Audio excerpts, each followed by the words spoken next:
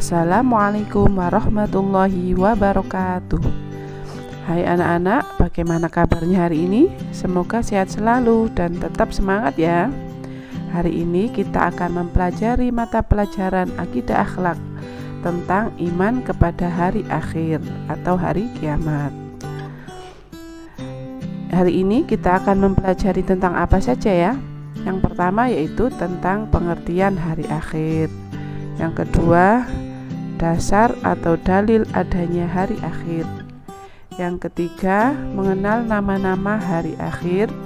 Yang keempat, tanda-tanda hari akhir. Dan yang terakhir yaitu hikmah beriman kepada hari akhir. Yang pertama, pengertian hari akhir.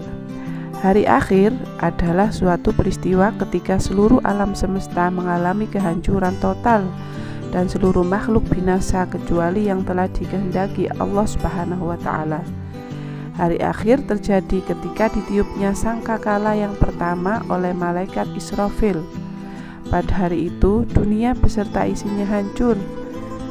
Hari akhir pasti akan datang, tetapi tidak ada orang yang tahu kapan datangnya, termasuk malaikat dan rasulnya, kecuali hanya Allah Subhanahu wa Ta'ala saja yang tahu. Jadi sebagai orang yang beriman, percaya akan adanya hari akhir hukumnya adalah wajib. Sedangkan bagi orang yang tidak percaya akan terjadinya hari kiamat, maka ia termasuk orang yang kafir. Berikutnya yang kedua yaitu dasar adanya hari akhir. Hari akhir yang akan terjadi telah digambarkan oleh Allah Subhanahu wa Ta'ala dalam Quran surat Al-Qari'ah ayat 1-11. Selain itu, Allah Subhanahu wa Ta'ala juga menjelaskan pada Quran surat At-Takwir ayat 1-6. Pada ayat tersebut Allah berfirman, matahari digulung, gunung-gunung dihancurkan, unta-unta bunting tidak ada yang memperdulikannya, dan binatang-binatang berjatuhan. Itulah gambaran kehancuran yang pasti terjadi saat hari akhir. Yang berikutnya yaitu mengenal nama-nama hari akhir. Yang pertama, Yaumul Qiyamah, yaitu hari dihancurkannya bumi dan seluruh isinya. Yang kedua, Yaumul Zalzalah, yaitu hari kegoncangan atau keruntuhan.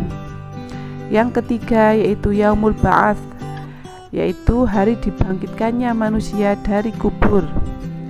Yang keempat, Yaumul Mahsyar, yaitu hari dikumpulkannya manusia di padang mahsyar. Yang kelima, Yaumul Hisab, yaitu hari perhitungan seluruh amal perbuatan manusia. Yang keenam, Yaumul Mizan, yaitu hari pertimbangan amal. Yang berikutnya yang ketujuh yaitu Yaumul Jaza, yaitu hari pembalasan amal baik dan amal buruk manusia. Yang nomor 8 yaitu Yaumul Wa'id, yaitu hari terlaksananya ancaman. Dan yang terakhir yaitu Yaumul Hasyr, yaitu hari penyesalan. Kemudian yang keempat, tanda-tanda hari akhir.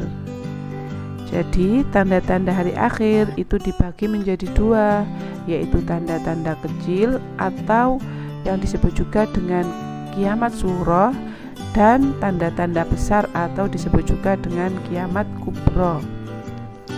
Adapun tanda-tanda kiamat kecil atau sughra yaitu yang pertama, benda mati dapat bersuara, misalkan robot, televisi, dan handphone.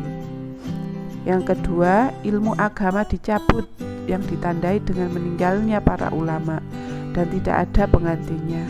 Yang ketiga, laki-laki mirip perempuan dan sebaliknya perempuan mirip dengan laki-laki. Yang berikutnya, yang keempat yaitu banyak kemaksiatan.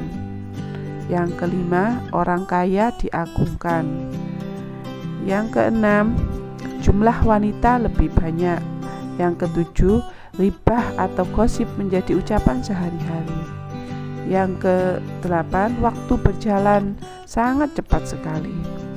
Adapun tanda-tanda besar atau yang disebut juga dengan kiamat kubro, yaitu yang pertama, menjelang hari kiamat Allah Subhanahu wa Ta'ala akan menurunkan kabut tipis sehingga seluruh muslimin meninggal, sementara orang kafir masih hidup. Yang kedua, munculnya Dajjal yang mengaku sebagai Tuhan. Salah satu ciri khusus Dajjal adalah sebelah matanya buta dan di keningnya terdapat tulisan kafir. Yang ketiga, turunnya Imam Al-Mahdi di bumi untuk memerangi Dajjal dan mengembalikan kekuasaan umat Islam. Yang keempat, turunnya Nabi Isa alaihissalam ke permukaan bumi.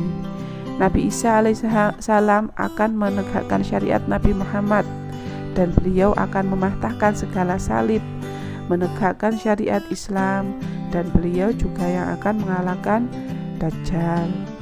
Kemudian yang kelima yaitu keluarnya Ya'juj dan Ma'juj yang akan membuat kerusakan di permukaan bumi ini.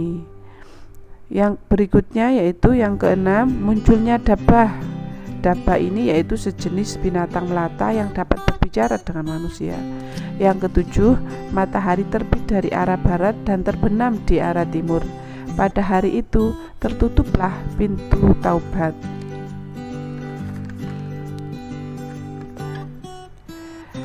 Kemudian berikutnya yang kelima yaitu hikmah beriman kepada hari akhir.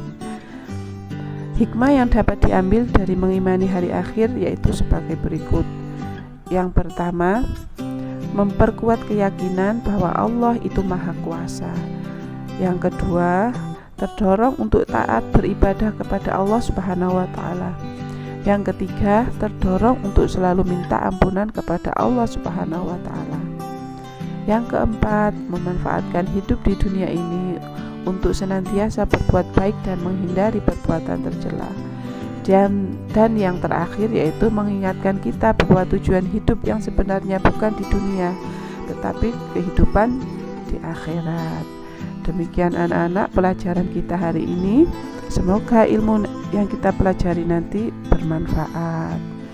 Sekian, terima kasih. Wassalamualaikum warahmatullahi wabarakatuh.